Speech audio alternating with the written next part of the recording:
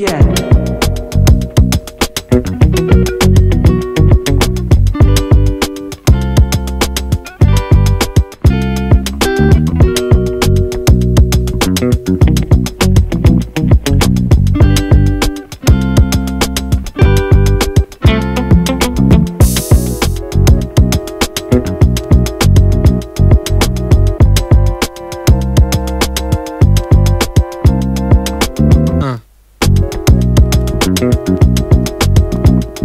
Guys, and welcome back to my channel. This is your mom Chiloko sharing Sadie coming to live from Don Muang Airport. So tonight we'll have a flight to Ho Chi Minh.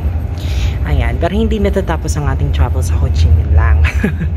So tomorrow we're gonna have another flight from Ho Chi Minh to Hanoi, and then once we arrive in Hanoi, meron pa tayong bus trip ng I think 6 hours because Sapa is our destination ngayon. So in Sapa, we're gonna spend my New Year's Eve there.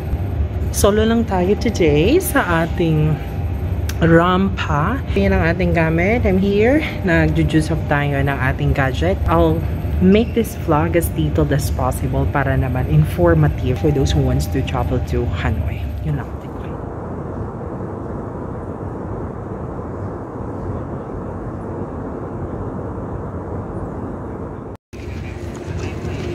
Hello guys! Ayan. So just an update. Nandito na tayo sa Ho Chi Minh and mamayang 5 AM pa yung flight and 12 midnight lang. So we still have 4 hours to kill. Pero I'm planning to take some nap para tomorrow may energy tayo. Ayan! It's already 2 AM and we're heading to the domestic terminal. Kasi nga may flight tayo ng 5 AM from dito sa Ho Chi Minh to Hanoi. Ayan. Tayo, no? Nakaidlip naman ako doon. Although I had maybe more than an hour nap. Pero antok pa din talaga ako. Kasi kanina tayo sa work kanina. Well, bawi na lang tayo sa bus from Hanoi to Sapa. Ang nice dito sa domestic terminal nila. Oh, ang liwaliwanag. Ang daming ilaw.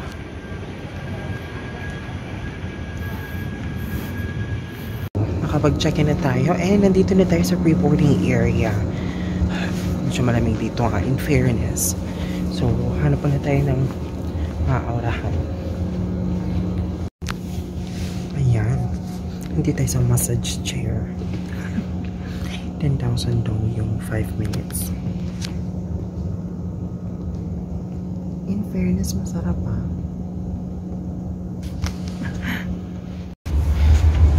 Finally boarding.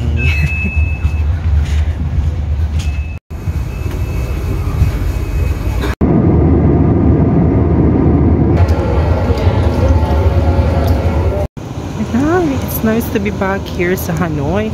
We just landed from Ho Chi Minh. Ayan. So, nagland na tayo dito sa Hanoi and we're still early para sa pick up sa atin ng bags. Naghihintay ako ng free shuttle from domestic papuntang international kasi nandun yung pick up ng bus going to Sapa ng 9:30. So it's just 8:05 and kinda starving ako kasi I thought yung meal sa plane ay hindi naman pala bread lang saka yogurt. Pero okay lang. Pagdating natin ng airport sa Terminal 2, maghanap tayo ng pwedeng kainan kasi yung travel time from Hanoi to Sapa ay 6 hours. For sure na makakain ng lunch kaya ilalaban natin sa hapon. Lalapyok na tayo ng bonggahan mga mami. O, diba? Nakatulog naman ako sa flight in fairness ha. Kahit 2 hours yung flight. Pwede naman lakarin yung airport. However, medyo 1 kilometer siya. So, i-save ko na lang yung energy ko. O, diba? Nakatipid tayo. Nakatipid tayo na pamasahe papuntang international departure. Ayan. Pero naman itong mga electric, parang e-bike, parang 7,000 Vietnamese dong din. Sayang din naman ma. Ito libre naman, diba? Ayan. So, nasundo na tayo ng van. Dadali niya tayo dun sa may old quarter kasi nandun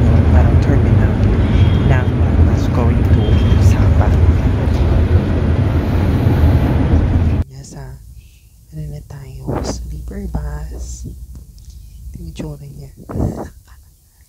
Kaya tayo. Medyo na-late tumating. 10:30 na tumating doon sa bus station. Medyo pumupulong ako kasi tutulog yung ibang pasahero. Ayan, ito yung itsura niya. Comfy naman. Ayan. Super comfy naman kasi kita paano nakahiga ka. So, 6 hours na travel time to. And pag akit dito sa bus, pinhobad yung sapatos. Bawal yung shoes. Pero nagbigay naman sila ng lagayan. Ayan. So, mag-rest muna ako. Matutulog ako the whole travel from Hanoi to Sapa kasi nga puyat tayo, diba? Kanina sa bus station, grabe, as in bangka ko, tulog na tulog. Kaya ngayon, babaon tayo ng tulog. Update na lang ako pag nasa Sapa na. Bye!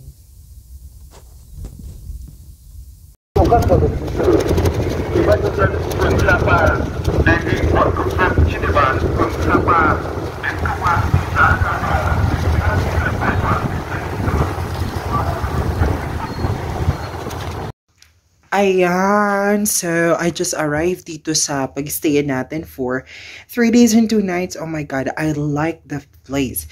Pero wala tayong view. Hopefully tomorrow or sa mga susunod na araw may maganda tayong view. Pero ito yung pinaka-highest floor na ibinigay sa akin.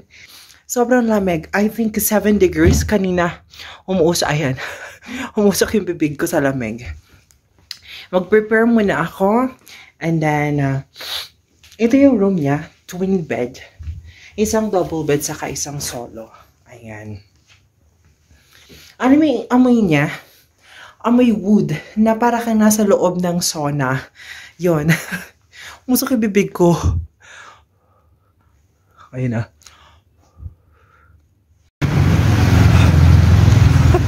Wala beg. 7 degrees. Hola. Lakad tayo. Ayan, lakad tayo. Mabas tayo sa hotel. Lakad-lakad muna tayo. Kasi magap pa naman eh. It's just 4.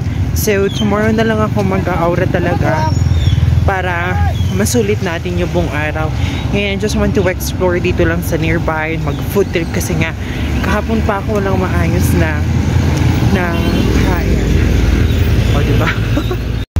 Ayan. Nag-stop by tayo dito sa isang coffee shop kasi sobrang sakit ng nostril ko. Ayan. Nag-order tayo ng egg coffee. In fairness, masarap naman egg coffee na. So, I was expecting na ilalagay niya dun sa cup. Pero sa Bieber cup na ilagay niya unfair. So, let's try. Wala kasi ako mahanap ng Cafe Diyang. Yung Cafe Diyang kasi sa may Hanoi. So, pagbalik natin, I'll try na balikan yun kung saan ako ng egg coffee back in the days. Ayan. Pinabis tuloy ako si Jeannie, yung friend ko. Nakasama ko nung first time namin pumunta sa Hanoi. Nakapagapi naman tayo. Next business of the day. Hanapin natin ang bunchata, ang favorite Vietnamese food ko. Oh my gosh, ito yung favorite ko. Ayan, ito yung buncha. Ito yung rice noodles nila. Ayan, rice noodles. Vegetable spring balls. Ito yung pinaka gusto ko. And then, ito yung pinaka soup niya. Medyo sour, na medyo maalat, na medyo sweet yan. Kaya perfect yan kasama nung noodles. Ayan. Tapos meron dito mga leaves. Kaya na tayo. So, hindi ko tinanong kay Manong kung magkano, bahala na lang. Pero siguro hindi naman talaga sa 150,000 Vietnamese dong. Let's see.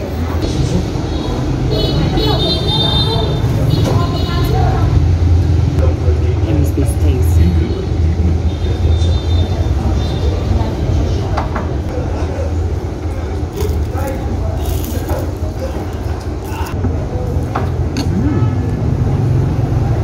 Mainit pa yung lumpia, yung ganyan, spring rolls. The buncha that I had was so good, mga mama. Ayan. So, happy kid na naman tayo. Lakad na tayo. Maglalakad lang tayo, aura-aura.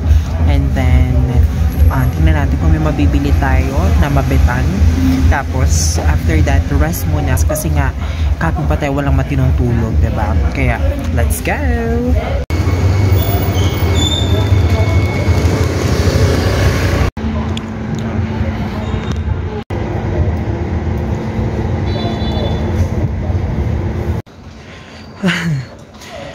Mog!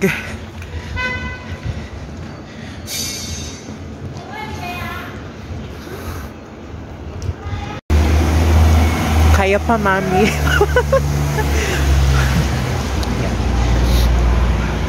Laban lang. Sakat na ng ilong ko.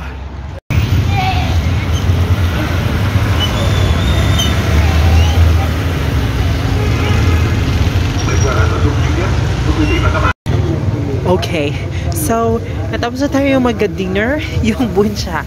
Ayun o naman kasi mga mama, matagal ko na nag-crave doon. So now, magpapababa lang tayo ng kinain natin para makapahinga rin tayo after.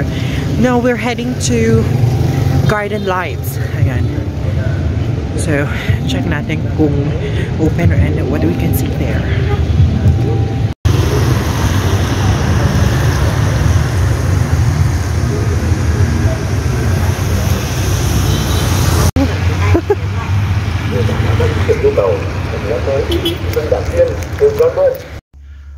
Ayan, kababalik lang natin dito sa pinag-stayan natin. After ko mag-dinner, konting pictorial lang, tapos rampa-rampa sa gilid, and hindi pa tayo nakapag-room tour. Pagpasensya nyo na medyo magulo na, no? So, I have 2 beds here. Yung isa double bed and then single. Tapos, may toilet naman. May water heater. May AC if you want. Pero ang lamig na kasi 6 degrees Celsius na.